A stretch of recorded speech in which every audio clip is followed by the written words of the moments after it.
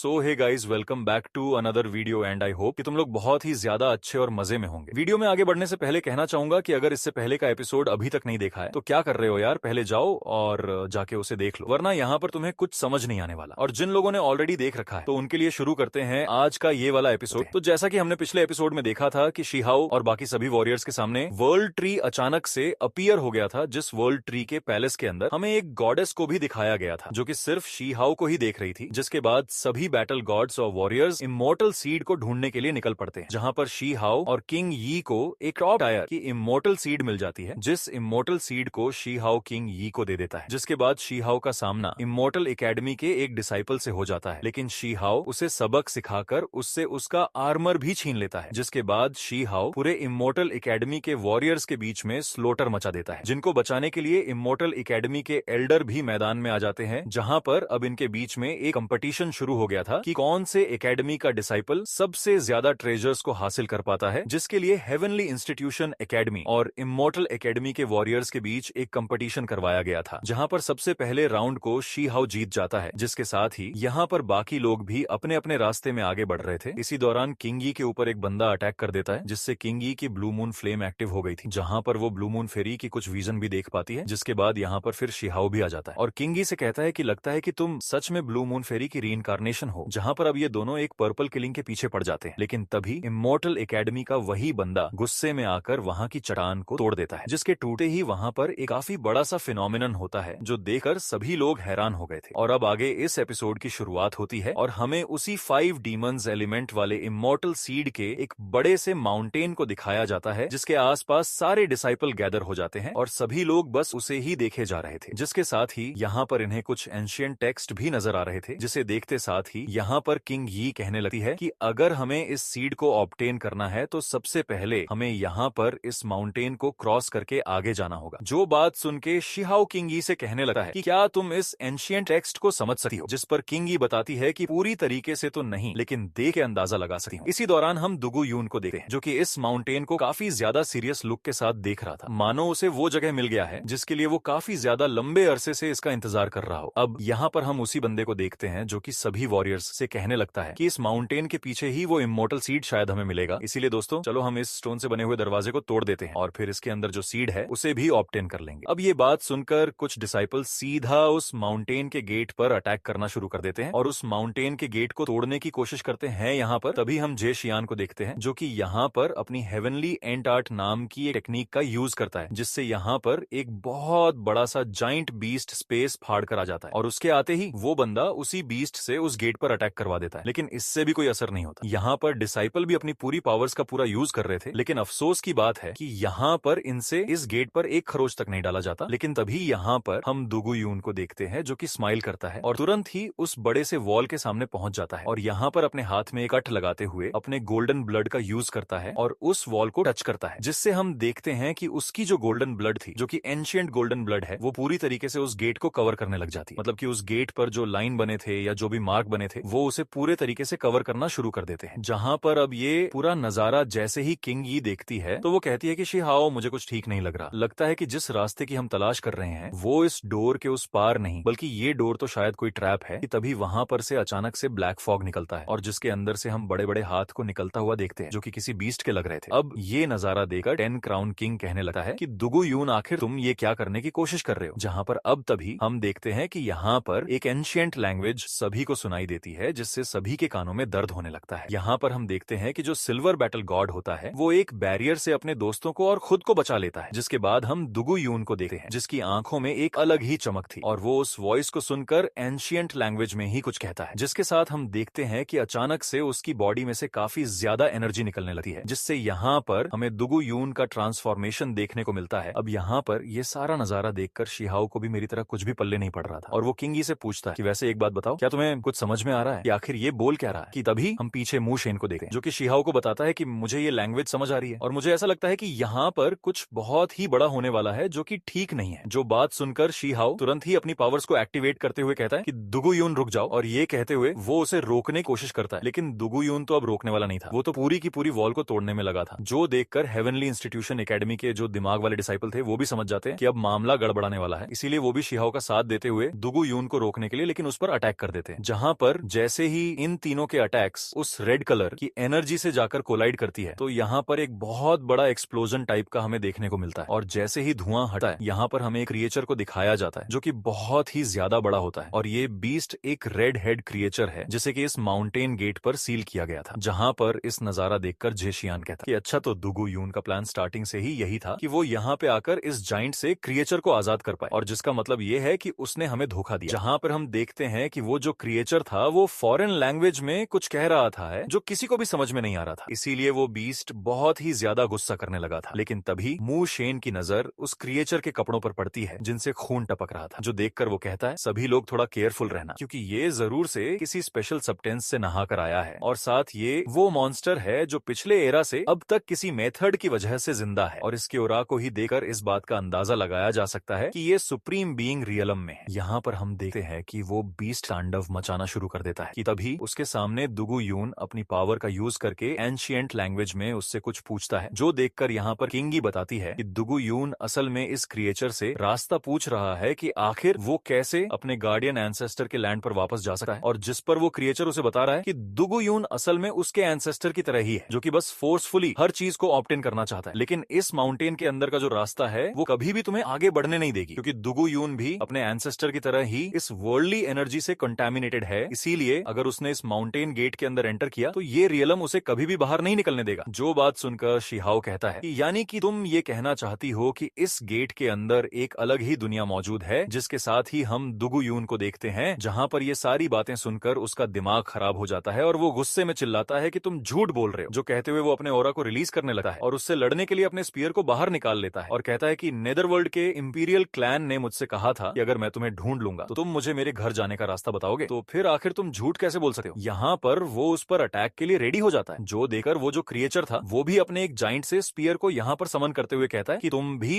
अपने एंसेस्टर की तरफ बड़बोले हो, तुम सिर्फ एक कीड़े की तरह हो जिसे कि इंपीरियल क्लैन ने सहारा दिया था, और अब तुम मेरे ही सामने बड़बड़ाने की हिम्मत कर रहे हो। और फिर वो यहाँ पर उस पर अटैक कर देता है, जिससे हम देखते हैं कि जो भी डिसाइपल उस अटैक के चपेट में आते हैं वो सभी लोग वे वजह मारे जाते हैं। जिसके बाद वो मॉन्स्टर कहने लगता है कि मेरे अंदर एंशिएंट रॉयल फैमिली का ब्लड है, यहाँ तक कि मुझे पिछले एरा के ग्रेट वॉर में एनलाइटमेंट भी मिला था, इसलिए मुझे हल्के में लेने की कोशिश तो बिल्कुल मत करना। जहां पर हम शिहाओ को देखते हैं जो कि यहाँ पर शील्ड बनाकर उसके अटैक को यहाँ पर डिसॉल्व कर देता है, और फिर वो बीस्ट कहता है कि तुम जैसे मामूली से इंसान ये सोच भी कैसे सकते हैं कि तुम मुझे एक्शन लेने पर मजबूर कर सकते हो। जिसके बाद वो यहाँ पर कुछ डिसाइपल को अपने पास खींचकर उसे खाना शुरू कर देता है, जो देखकर यहाँ पर मिस वैंगशी और जो फोर्थ बैटल गॉड था वो भी उनकी मदद करता है। लेकिन वो मॉन्स्टर एक डिसाइपल को मुंह में भर के कच्चा चबा जाता है और कहने लगता है कि वैसे एक बात तो कहना होगा, इस एरा के जो क्रिएचर है उनमें ज्यादा दम नहीं है। जिसके बाद वो यहाँ पर एक स्लैशिंग अटैक करता है जिससे मिस वैंगशी का हाथ भी इंजर्ड हो जाता है। इसी के साथ वो बीस्ट आगे कहता है कि पर ना जाने क्यों यहाँ पर एक स्ट्रेन सी लड़की है जो कि हमारे एंशिएंट रॉयल लैंग्वेज को समझ सकती है, और उसे देखकर ऐसा लगता है कि इस वर्ल्ड में आने के बाद जो मेरी पहली खुराक होगी उसके लिए वो बिल्कुल सही है। जो कहकर वो किंग यी की तरफ एक पावरफुल स्लैश अटैक कर देता है। लेकिन तभी शिहाओ बीच में आकर कहता है कि तुम्हें क्या लग रहा है, तुम किसे टारगेट कर रहे हो, और फिर वो यहाँ पर अपने हेवनली पैसेज को मर्ज करके एक फॉर्मेशन बना लेता है और उस स्लैशिंग अटैक को रोक देता है, जिसे देखकर बाकी के बैटल गॉड्स भी हैरान थे। यहाँ पर हम देखते हैं कि शिहाओ ने अपने पावर से ही उसके पूरे के पूरे अटैक को डिसॉल्व कर दिया था, जो देखकर यहाँ पर ये बीस्ट भी शिहाओ से कहता है कि वाकई में अगर सही मायने में किसी को जीनियस कहा जा सकता है तो वो तुम हो। इसी के साथ वो दुगु यून से कहता है क्योंकि तुमने इस सील को हटाने में अपना कंट्रीब्यूशन दिया है तो इसीलिए मैं तुम्हें कुछ बताना चाहता हूँ कि आखिर तुम अपने घर कैसे जा सकते हो। और फिर यहाँ पर वो बीस्ट उसी एंशिएंट गेट पर अपना हाथ रखता है और यहाँ पर उसके सामने एक बहुत बड़ा सा पोर्टल ओपन होता है जिसके अंदर उसे एक जगह दिखाई जाती है, और वो कहने लगता है मैंने कि देखो कितना आसान है, पर अगर तुम यहाँ पर जाना चाहते हो तो तुम्हें सबसे पहले यहाँ पर जितने भी लोग हैं उनका खून मुझे लाके देना होगा, जिसके बाद मैं उस सीड को तुम्हारे लिए बाहर ले आऊंगा जिसने कि मेरे लोगों को सील किया है। और फिर वो बताने लगता है कि ये जो सीड है ये हमारे लोगों से बिलोंग करती है और जिसके बाद हमारे लोग नया सूरज दोबारा से देख पाएंगे, तो अगर तुम्हें जाना है तो तुम्हें मेरी शर्त माननी पड़ेगी। और वैसे देखा जाए तो इसमें सभी का फायदा है, तुम अपने घर को पहुंच जाओगे, मुझे मेरे लोग वापस मिल जाएंगे और खून खराबा भी नहीं होगा। जहां पर उनकी बातें सुनकर जो मूशेन था वो कहने लगता है कि एक ऐसा परफेक्ट इमॉर्टल सीड जिसे कि आज तक इमॉर्टल जाइंट किंग्स भी ऑब्टेन नहीं कर पाए, आखिर ऐसी चीज इतनी आसानी से कैसे मिल सकती है। यहाँ पर हम देखते हैं कि जो बाकी के डिसाइपल होते हैं वो भी इसी अपॉर्चुनिटी के बारे में बात कर रहे थे और कहने लगते हैं कि अगर हमें इस चीज को अचीव करना है तो हमें इमोर्टैलिटी के पीक तक सबसे पहले पहुंचना होगा। इसी दौरान हम दुगु यून को देखते हैं जो कि इनकी तरफ खूनी निगाहों से देखने लगता है, जो देखकर मिस वैंगशी कहने लगती है क्या अब तुम भी जले पर नमक छिड़कना चाहते हो, क्या तुम सच में इसकी मदद करने वाले हो।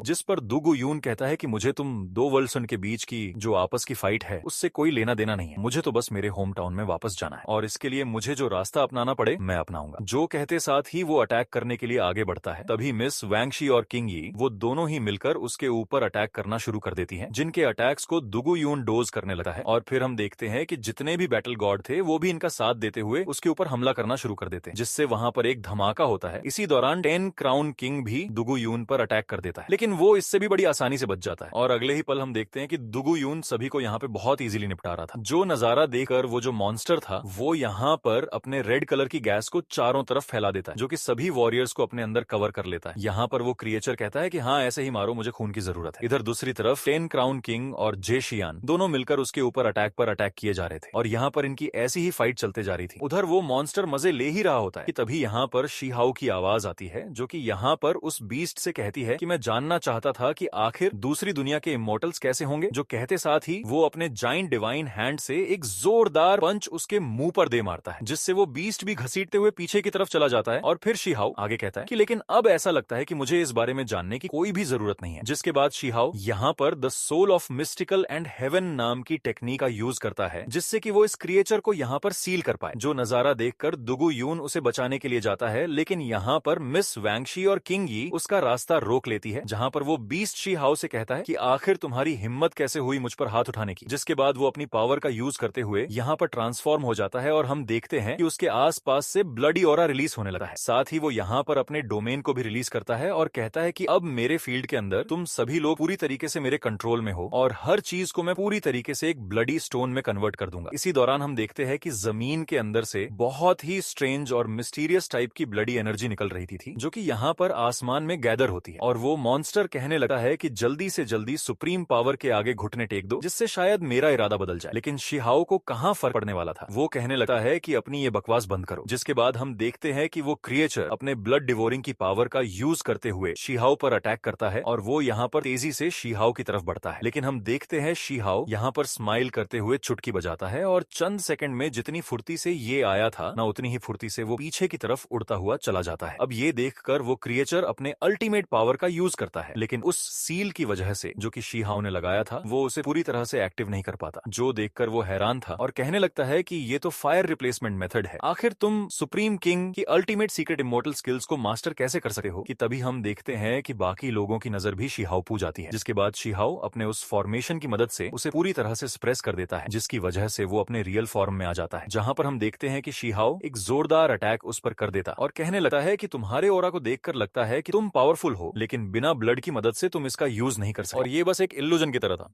अब यहाँ पर उसकी पोल खुल जाती है, जिस वजह से वो यहाँ से भागना शुरू कर देता है। जो देख के शीहाओ तुरंत ही अपनी पावर से एक और मुक्का उसके ऊपर जड़ देता है और पूरी तरीके से उसे मसल के रख देता है और अब उसका इल्यूजन भी यहाँ से गायब होने लगता है। जिसके अब अगले ही पल शीहाओ अपने गॉड बॉडी को समन कर लेता है, जिसका ऑरा तो अलग ही लेवल का था। शीहाओ कहने लगता है कि तुम डिवाइन मिरर के सीक्रेट एरिया में अपीयर हो तो सकते हो, लेकिन तुम उन लोगों में से हो जिसे कि पूरी तरीके से सील कर दिया गया है और तुम्हें देखकर ही पता चल रहा है कि तुम कितने ज्यादा कमजोर हो। जिसके बाद वो एक घूंसे से ही उसे बॉल बना देता है और फिर हवा में जंप करते हुए उस पर मुकों की बारिशें करना शुरू कर देता है और उसे मार पिट कर उसके ऊपर की तरफ आ जाता है और अपने कुंगपेंग टेक्निक को भी यूज करता है और उस पर दे मारता है। जिसके बाद शीहाओ कहता है कि आखिर तुम्हारे अंदर इतना कॉन्फिडेंस आता कहां से है। इसी के साथ हम उस बीस्ट को देखते हैं जिसकी हालत तो काफी ज्यादा खराब लग रही थी। जिसके बाद शीहाओ अपना स्वॉर्ड भी बाहर निकाल लेता है और कहने लगता है कि चलो अब इसे खत्म किया जाए। जो नजारा देखकर मू शेन कहने लगता है कि ये कितनी फैमिलियर सी हो रहा है। इसी के साथ ही शीहाओ की गॉड बॉडी के आसपास मल्टीपल स्वॉर्ड क्रिएट हो जाते हैं, जिससे कि शीहाओ एक ही स्वॉर्ड में मर्ज कर देता है और उससे एक जोरदार अटैक उसकी तरफ कर देता है, जिससे बचने के लिए वो बीस्ट भी काउंटर अटैक करता है। जिनके टकराते ही यहाँ पर एक धमाका होता है, जिस मौके का फायदा उठाकर वो मॉन्स्टर यहाँ से भागने लगा है। जो देखकर शीहाओ उसका पीछा करते हुए कहता है कि तुम मेरे रहते यहाँ से कहीं नहीं भाग सकते। इसी के साथ शीहाओ इमीडिएटली अपने स्वॉर्ड को उसके ऊपर चला देता है और कहता है कि चलो मैंने तुम्हारे लिए तुम्हारी मौत को तो आसान बना दिया। जो बात सुन के उस क्रिएचर को गुस्सा तो बहुत आता है, लेकिन वो यहाँ पर शीहाओ से पंगा नहीं ले सकता। जिसके बाद वो इमीडिएटली उस माउंटेन के अंदर तेजी से चला जाता है, जिसके पीछे पीछे शीहाओ और दुगु यून भी उसके अंदर चले जाते हैं। जो नजारा देखकर बाकी सब लोग भी उसका पीछा करते हुए माउंटेन के अंदर चले जाते हैं। जिसके अब अगले सीन में हमें इसके अंदर का नजारा दिखाया जाता है, जहां पर एक बहुत बड़ा सा वास मौजूद था और फिर हमें बताया जाता है कि ये द ग्रेट डाओ एंशिएंट वास ट्रेजर है, जो कि एंशिएंट टाइम से यहीं पर मौजूद है। जहां पर अब हम उस बीस्ट को देखते हैं जो कि लगातार तेजी से दुम दबा के भाग रहा था शीहाओ से बचकर और जाते जाते चिल्लाते कहता है कि मैं इसे नहीं छोड़ूंगा, बस एक बार मैं पूरी तरीके से रिकवर हो जाऊं और मेरे लोग भी आजाद हो जाएं। इधर शी हाओ भी उसका पीछा कर रहा था, पर वो बीस्ट यहाँ पर उससे अपनी जान छुड़ाते हुए कहता है कि बस एक बार मुझे मौका मिल जाए, फिर मैं तुम्हारी सोल को हजारों सालों तक मजे ले लेकर डिवोर करूंगा। लेकिन तभी वो सेंस कर लेता है कि आगे वही एंशिएंट वॉस मौजूद है और फिर वो अपना क्लोन बनाकर शी हाओ को चकमा देने की कोशिश करता है और शी हाओ भी उसके झांसे में आ जाता है। जिसके बाद शी हाओ अपने एक ही अटैक से उस क्लोन को मार देता है कि तभी उस एंशिएंट वॉस में से एक आवाज आती है जो कि सभी से कहता है कि तुम हमें अपना खून दो, बदले में हम तुम्हें सब कुछ देंगे और तुम्हारे एंसेस्टर लैंड की तरफ वापस जाने का रास्ता भी दिखाएंगे जो कि बिल्कुल तुम्हारे सामने है, बस वैसा करो जैसा हम कह रहे हैं। यहाँ पर दुगु यून भी मौजूद था जो कि ये सारी बातें सुन रहा था कि तभी पीछे से शी हाओ कहता है कि दुगु यून एक बात अच्छे से याद रखना, अगर तुम उस बीस्ट का साथ दोगे तो एंड में तुम ही पछताओगे। इसी दौरान दुगु यून को एक इल्यूजन दिखाया जाता है जहाँ पर उसके सामने एक पर्सन मौजूद होती है जो कि उसे घर वापस आने के लिए कह रही थी, जो सुनकर तो दुगु यून भी काफी ज्यादा इमोशनल हो जाता है और अब दुगु यून से रहा नहीं जाता और वो अपना ब्लड उस वॉस के अंदर डाल देता है, जिस वजह से उस वॉस में से एक और आवाज आती है जो कि यहाँ पर डेस्परेटली कह रहा होता है कि ये तो सेलेस्टियल ब्लड है, हाँ मुझे यही ब्लड चाहिए। यहाँ पर दुगु यून अपने मन में कहता है कि मुझे तो बस एक जवाब चाहिए कि मैं वापस अपने घर कैसे जाऊं, जिसके अब अगले सीन में हम देखते हैं एक अजीब टाइप का फॉर्मेशन बनने लगता है जिस वजह से उस वॉस में से हम बहुत सी एनर्जीज को रिलीज होता हुआ देखते हैं जो कि ब्लड की ड्रॉप की तरह जमीन पर गिरते हैं और यहाँ पर हम हजारों रेड स्पाइडर लिलीज को देख पाते हैं जो कि एक के बाद एक जमीन से बाहर निकल रही थी। इसी के साथ वो एंशिएंट वॉस मदर ऑफ एजूर डोमेन को यूज करता है और यहाँ पर हम देखते हैं कि बहुत ही ज्यादा तादाद में एंशिएंट इम्प्रिंट्स बाहर निकलने लगते हैं, जो देखकर वो प्रिंसेस गर्ल कहने लगती है कि ये तो एंशिएंट इम्प्रिंट्स है और देखकर ऐसा लग रहा है कि जैसे ये इन सब का यूज करके हमें जान से मारना चाहता है। इसी के साथ किंग यी यहाँ मौजूद हर एक वॉरियर्स को आगाह करते हुए कहती है कि सभी लोग बहुत ही ज्यादा चौकन्ने रहना, क्योंकि यहाँ पर कभी भी कुछ भी हो सकता है। अब यहाँ पर हम देखते हैं कि एक एक करके वो सारी एंशिएंट इम्प्रिंट्स जो कि एक इविल सोल की तरह दिख रहे थे, वो यहाँ मौजूद डिसाइपल के बॉडी में जाकर उन्हें करप्ट करना शुरू कर देती है, जो देकर यहाँ पर वो बीस्ट हंसना शुरू कर देता है और वो चिल्लाते हुए कहता है कि मेरे एंसेस्टर, मैं आपके लिए वो ब्लड लेके आ गया जिसकी आपको कब से तलाश थी और इसके बाद एक बार जब मैं अपने रियलम में वापस चला जाऊंगा तो उम्मीद करता हूँ कि आप मुझे वहां पर बहुत ही ज्यादा इज्जत दोगी। जिसके साथ ही यहाँ पर हमें एक लेडी की वॉइस सुनाई देती है जो कि यहाँ मौजूद सभी से कहती है कि यहाँ मौजूद हर एक जिंदा इंसान मेरे लिए अपने खून का सैक्रिफाइस करो, जिससे फ्यूचर में तुम डेफिनेटली इमोर्टैलिटी को भी हासिल कर पाओगे। जो बात सुन के सभी लोग उसकी बातों में आ जाते हैं। अब ये नजारा देखकर शी हाओ तुरंत ही अपनी पावर्स का यूज करते हुए सभी को जगाने की कोशिश करता है और अपनी पावर का यूज करके सभी से कहता है कि सब लोग होश में आओ, ये बस तुम लोगों को बहकाने की कोशिश कर रही है। इसी के साथ शी हाओ अपने स्वॉर्ड से वहां पर जितने भी इम्प्रिंट्स होते हैं उन्हें मारने की कोशिश करता है, जो देखकर यहाँ पर वो मदर वॉइस कहने लगती है कि जब सब लोग इतनी गहरी नींद में सो रहे हैं तो आखिर तुम अकेले क्यों जाग रहे हो, चलो एक काम करते हैं, अब जैसा कि सब लोग इमोर्टैलिटी के पाथ को चुन चुके हैं तो क्यों ना तुम भी इसमें जुड़ जाओ। जो कहते वो बहुत सारे इविल सोल से शी हाओ को घेर लेती है, लेकिन तभी वहां पर से एक तेज रोशनी सीधा बाहर निकालती है जो कि आसमानों से जा लगती है, जिससे पूरा का पूरा आसमान गूंज उठता है और यहाँ ही हमें एक जगह पर बहुत सी पावरफुल एनर्जी को इकट्ठा होते हुए देखते हैं, जहाँ पर अब हमें एक मिस्टीरियस से पर्सन की सोल देखने को मिलता है जिसके हाथों में एक टूटा हुआ स्वॉर्ड भी था और ये पर्सन गार्डियन है 5 एलिमेंट डीमन सीड का, जिसका कल्टीवेशन इमोर्टल लेवल पर है। और ये पर्सन आते साथ ही कहता है कि आखिर इतना ज्यादा रजिस्ट करने की क्या बात है, आखिर तुम्हें इससे क्या मिल रहा है, तुम दूसरों के स्वीट ड्रीम को तोड़ने की कोशिश क्यों कर रहे हो। जो कहते हुए वो सीधा एक स्लैशिंग अटैक अपने पीछे उस सर्कल टाइप के ऑब्जेक्ट पर कर देता है, जिससे वो पूरी जगह ही डिस्ट्रॉय हो जाती है, जिससे यहाँ पर वो जो वॉइस थी वो भी कहने लगती है कि यकीन नहीं होता कि तुमने अपने पीठ पीछे एक क्लोन को छोड़ दिया था, आखिर तुम हो कौन, क्योंकि तुम इस रियलम के हो ही नहीं सकते, तुम वो लाइफ फॉर्म नहीं हो जो कि इस रियलम से बिलोंग करता है। इसीलिए वो वॉइस चिल्लाते हुए कहती है कि हमारे कामों में टांग मत अड़ाओ। जहां पर हम देखते हैं उस अटैक की वजह से इनके ऊपर काफी ज्यादा प्रेशर पड़ने लगता है और इस प्रेशर की वजह से वो जो रेड हेड क्रिएचर था अचानक से उसकी बॉडी शैटर्ड होने लगी है और वो चिल्लाते हुए कहता है कि नहीं, मैंने इसके लिए बहुत मेहनत की है और मुझे इमोर्टैलिटी को भी अचीव करना है, मैं ऐसे ही मर नहीं सकता। लेकिन हम देखते हैं कि अगले ही पल उसकी बॉडी डिस्ट्रॉय हो जाती है और वो प्रेशर वहां मौजूद हर एक स्पाइडर लिलीज ग्रास पे भी पड़ने लगता है, जिससे वो सभी यहाँ से गायब होने लगती है। और फिर यहाँ पर वो गार्डियन कहने लगता है कि मैंने पास्ट में ऐसे ही बहुत से दुश्मनों का सफाया किया था, पर मुझे यकीन नहीं होता कि उन लोगों ने अपनी जड़ें पीछे छोड़ गए थे, जिसने कि मेरे पीठ पीछे यहाँ पर अपनी जड़ें फैलाना शुरू कर दिया था। वो तो अच्छा हुआ कि मेरी कॉन्शियसनेस का कुछ हिस्सा मैंने अभी भी जिंदा रखा हुआ है, वरना सोचो आज यहाँ पर क्या होता। जो कहते साथ ही वो जितने भी इविल सोल यहाँ पे घूम रहे थे जो कि एंशिएंट टाइम के इविल सोल थे, गार्डियन उन सभी को डिस्ट्रॉय कर देते। जहाँ पर हम देखते हैं कि शी हाओ उस मिस्टीरियस से पर्सन को देखकर कहने लगता है कि सच में इनकी स्वॉर्ड इंटेंट बहुत ही ज्यादा पावरफुल है, पता नहीं ये मिस्टीरियस पर्सन आखिर है कौन। जिसके बाद हम देखते हैं कि जितने भी डिसाइपल होते हैं वो अपने होश में आ जाते हैं और वो उस वॉस की तरफ देखते हुए कहता है कि तुम्हें इमोर्टल सीड के लिए एक नरिशमेंट की तरह काम करना चाहिए ताकि तुम्हारी पावर से वो प्यूरिफिकेशन के बिल्कुल परफेक्ट स्टेज तक पहुंच पाए। इसी के साथ हम देखते हैं कि वो यहाँ पर उस एंशिएंट वॉस को पूरी तरीके से बंद कर देता है और कहने लगता है कि जब सही वक्त आएगा उसे हार्वेस्ट करने का, तब मैं भी उसी के साथ यहाँ से चला जाऊंगा। यहाँ पर हम देखते हैं कि उस वॉस में से वो वॉइस दोबारा से कहती है कि नहीं, हमें यहाँ से निकालो, हमें इमोर्टैलिटी को हासिल करना है, जिसकी वॉइस यहाँ मौजूद सभी लोग सुन सकते थे। साथ ही हम देखते हैं कि उसके अंदर वो 5 एलिमेंट डीमन सीड भी मौजूद था, जिसके साथ ही हम देखते हैं कि वो जो बूढ़ा मास्टर था वो कहने लगता है कि तुम लोगों को इसमें दखल नहीं देना चाहिए, क्योंकि ये जो इमोर्टल सीड है ये ऑलरेडी अपने मास्टर को पहचानता है। फालतू में इसे हासिल करने के जो सुनहरे सपने हैं उन्हें देखना छोड़ दो। जहां पर हम देखते हैं कि दुगु यून तुरंत ही उस पर्सन के सामने घुटनों के बल आकर कहने लगता है कि मैं एंशिएंट गार्डियन क्लैन का डिसेंडेंट हूँ, मुझे उम्मीद है कि आप मुझे मेरे एंसेस्टर के बारे में बता सकें। मुझे बताइए कि आखिर एंशिएंट टाइम में जो मेरे क्लैन के लोग थे उनका क्या रोल था। जहां पर हम देखते हैं कि वो क्लोन फॉर्म जाते हुए कहने लगा है कि जो लोग भी मेरी तरह मल्टी रियलम में आकर फंस चुके हैं उन्हें बस सही वक्त का इंतजार करना चाहिए और सही वक्त आने दो, किस्मत तुम्हें खुद ब खुद तुम्हारे जवाब तक ले जाएगी। इसी के साथ हम देखते हैं कि ये लोग वापस से उस एंशिएंट माउंटेन के बाहर आ जाते हैं, जहां पर हम दुगु यून को देखते हैं जो कि काफी ज्यादा उदास लग रहा था और अपने घुटनों के बल बैठा हुआ था। कि तभी वो जो प्रिंसेस गर्ल थी वो यहाँ पर दुगु यून के गले पर अपनी स्वॉर्ड तान लेती है और कहने लगती है कि आखिर तुम्हारी हिम्मत कैसे हुई, तुम्हें बस अपने स्टूपिड से सवालों के जवाब चाहिए थे, इसीलिए तुमने हम सबकी जान खतरे में डाल दी। लेकिन तभी उसके पास वो सिल्वर बालों वाला बैटल गॉड आते हुए कहने लगता है कि जो होना था वो हो गया, अब छोड़ो भी, और वैसे भी ये हमारे गार्डियन का डिसेंडेंट है, इसीलिए प्लीज तुम अपनी तलवार नीचे कर लो और हमारे एल्डर्स को ही इस मैटर को सॉल्व करने दो। जिसके बाद वो लोग दुगु यून को यहाँ से लेकर चले जाते हैं, लेकिन शीहाओ यहाँ से कहीं नहीं जाता और वो वापस पीछे की तरफ मुड़ते हुए दोबारा से उस माउंटेन गेट के सामने चला जाता है, जहां पर उसे उसी एल्डर के विजन्स नजर आते हैं। इसी के साथ ही शीहाओ उसी एल्डर की तरफ देखने लगता है। अब शीहाओ को अपने सामने देखकर उसे एक विजन्स नजर आता है, जहां पर हम लास्ट कॉर्नर नाम की एक जगह को देखते हैं, जहां पर कि वो हेवनली इमोर्टल सीड मौजूद थी। यहाँ पर उस एल्डर की वॉइस आगे कहने लगती है कि आखिर ये बंदा कौन है जिसके अंदर इतनी ज्यादा काबिलियत है कि इसने हेवनली इमोर्टल सीड को ऑब्टेन कर लिया। जिसके अब अगले सीन में हम वापस से हेवनली इंस्टीट्यूशन एकेडमी के बैटलशिप को देखते हैं, जहां पर एल्डर्स के सामने दुगु यून मौजूद था। यहाँ पर वो प्रिंसेस गर्ल उसी बैटल गॉड से कहती है कि इमोर्टल सीड के बिना हम लोग इमोर्टैलिटी को अचीव नहीं कर पाएंगे, क्योंकि उसके बिना हमें आगे की रियलम पर ब्रेक थ्रू करने में बहुत ही ज्यादा मुश्किलें आएंगी और हम में से किसी को भी कोई ढंग का इमोर्टल सीड अब तक नहीं मिला। जो बात सुन के शीहाओ उससे कहता है कि सिर्फ एक्सटर्नल चीजों में हमें डिपेंड नहीं रहना चाहिए, ऐसा भी तो हो सकता है कि इसका कोई और रास्ता हो। जरूरी थोड़ी है कि हमें कल्टीवेशन के पीक तक पहुंचने के लिए किसी इमोर्टल सीड की जरूरत पड़े। जहां पर अब हम सेकंड एल्डर को देखते हैं, जो कि उन लोगों से कहने लगते हैं कि मैंने एक बार एक अल्टरनेट पाथ के बारे में सुना है, जिसमें कि तुम्हें अपनी बॉडी को एक फाउंडेशन के तौर पर यूज करना होता है और हमारे ग्रेट एल्डर को इस पाथ के बारे में काफी कुछ पता है, तो तुम्हें जाकर उनसे इस बारे में राय लेनी चाहिए। और इसके साथ ही ये वाला एपिसोड यहीं पर खत्म होता है। आई होप कि तुम सबको आज का ये वीडियो काफी ज्यादा पसंद आई होगी। अगर हाँ तो वीडियो को लाइक करना, चैनल पे नए हो तो सब्सक्राइब करना। तो मिलते हैं नेक्स्ट वीडियो में, तब तक के लिए बाय बाय।